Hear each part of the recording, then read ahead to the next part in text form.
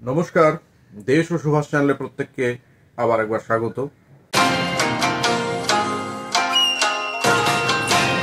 আজকে আমরা আলোচনা করব মজার কিছু ঘটনা।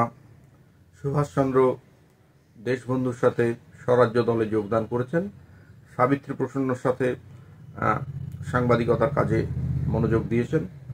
সেই সময়ে কিছু ঘটনা আমি সুভাষচন্দ্র ও নেতাজি সুভাষচন্দ্র সাবিত্রী প্রসন্ন চট্টোপাধ্যায়ের লেখা এই বই থেকে আপনাদের কাছে তুলে ধরব।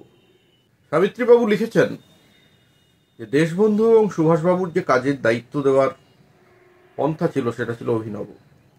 তারা এত নির্ভরযোগ্যভাবে কথাটা বলতেন এবং এমনভাবে আস্থা রেখে কোনো একটা দায়িত্ব দিতেন যে যিনি একেবারে অক্ষম সেও কাজে হাত যদি দিত একবার তাহলে বিফল হতো না। আপনা থেকেই একটা মনের উৎসাহ ও আশার সঞ্চার হতো। আত্মনির্ভর করে ফেলতেন তারাই, এবং দায়িত্ব পালনের যে যোগ্যতা সেটা আপনা থেকেই কোথা থেকে এসে যেত। দেশবন্ধু খুশি হবেন বা সুভাষচন্দ্র সন্তুষ্ট হবেন, এটাই ছিল সবচেয়ে বড় দক্ষিণা। ফরওয়ার্ডের প্রথম অবস্থার ইতিহাসই সুভাষচন্দ্র বসুর ইতিহাস। সুভাষ তখন নিজেকে তৈরি করছেন, তার জন্য দিবারাত্রি অসম্ভব পরিশ্রম করছেন। কিভাবে অসম্ভব পরিশ্রম করে সুভাষচন্দ্র ফরওয়ার্ড পত্রিকার ডামি বের করতেন, ভুল সংশোধন করতেন। আজকালকার এই যন্ত্রের দিনে সেটা কত কঠিন কাজ ছিল ভেবে কুল কিনারা করা যাবে না।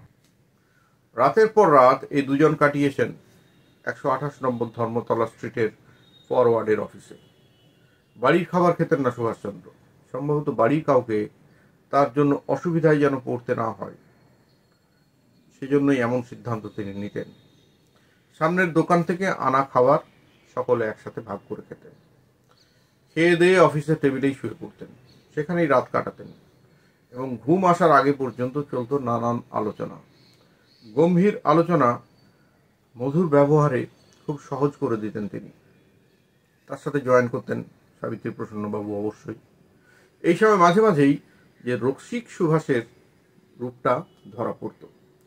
কঠোরভাবে একাগ্র কর্মঠ যে সুভাষ, তাকে মাঝে মাঝে নিজেকে নিয়ে যে তিনি মজা ঠাট্টা করেন, সে ব্যাপারে সেই রক্ত মাংসের মানুষের পরিচয়টা পাওয়া যেত তখন। এমনই এক মজার মুহূর্তে সাবিত্রীবাবুকে সুভাষচন্দ্র বললেন, দেশবন্ধু বলেছেন আপনাকে সাহেব কোম্পানির কাছ থেকে ফরওয়ার্ডের বিজ্ঞাপন সংগ্রহ করে আনতে হবে। তার বিশ্বাস আপনি এ কাজ পারবেন।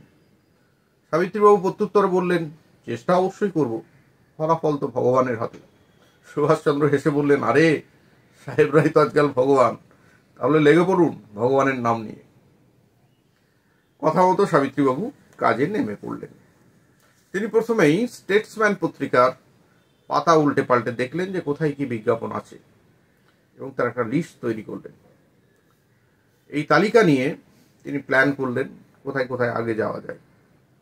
সুভাষচন্দ্রকে না জানিয়েই তিনি প্রথমে উপস্থিত হলেন লিন্ডসে স্ট্রিটের ডেভিডসন অ্যান্ড কোম্পানির কাছে। তারা তৈরি করত মেডিকেটেড ওয়াইন। প্রায় 2000 ইঞ্চির একটা চুক্তিপত্রের সই করিয়ে সুভাষবাবুর সাথে দেখা করলেন সাবিত্রী প্রসন্ন। চুক্তিপত্রটি দেখে সুভাষবাবু গম্ভীরভাবে সাবিত্রীবাবুর দিকে না তাকিয়েই বললেন, সাবিত্রীবাবু, এ তো ওয়াইন, এটা ছাপলে তো পত্রিকার বদনাম হবে। সাবিত্রীবাবু বললেন, না না, এটা মেডিকেটেড ওয়াইন। সুভাষচন্দ্র বললেন, বলেই বা, ওয়াইন তো। এই সময় এই ফরওয়ার্ডের বিজ্ঞাপনে এই ওয়াইন থাকবে কি থাকবে না, অর্থাৎ মেডিকেটেড ওয়াইন থাকবে কি থাকবে না, এই নিয়ে বিশাল বিতর্ক হলো। সুভাষচন্দ্রের কাকা ছিলেন শৈলেনবাবু, সমবয়সী ছিলেন তিনি সুভাষচন্দ্রের। সুভাষচন্দ্র তাকে খুড়ো বলে ডাকতেন।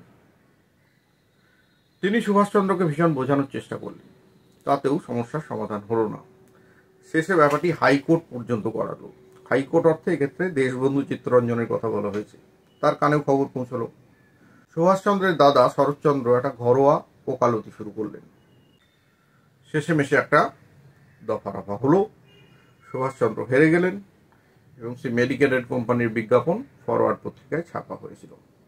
সুভাষচন্দ্রের দাদা শরৎচন্দ্র এমনই ছিলেন, প্রচণ্ড বিজি প্র্যাকটিশনার, কলকাতা হাইকোর্টের বিখ্যাত লয়ার। সময় পান না, কিন্তু ফরওয়ার্ডের দায়িত্ব তিনি নেন।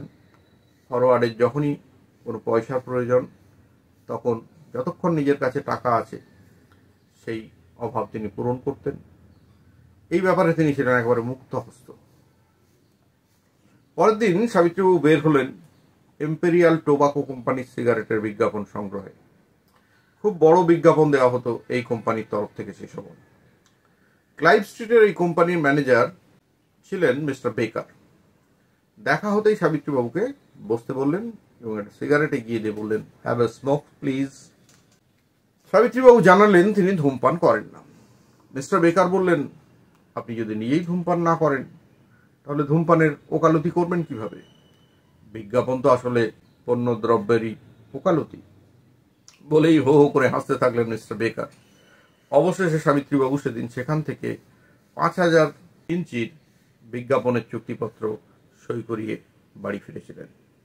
সৌভাগ্যবশত সুরাপানের বিরোধিতা সুভাষচন্দ্র করলেও ধূমপানের ক্ষেত্রে তার তরফ থেকে কোনো বিরোধিতা পেতে হয়নি।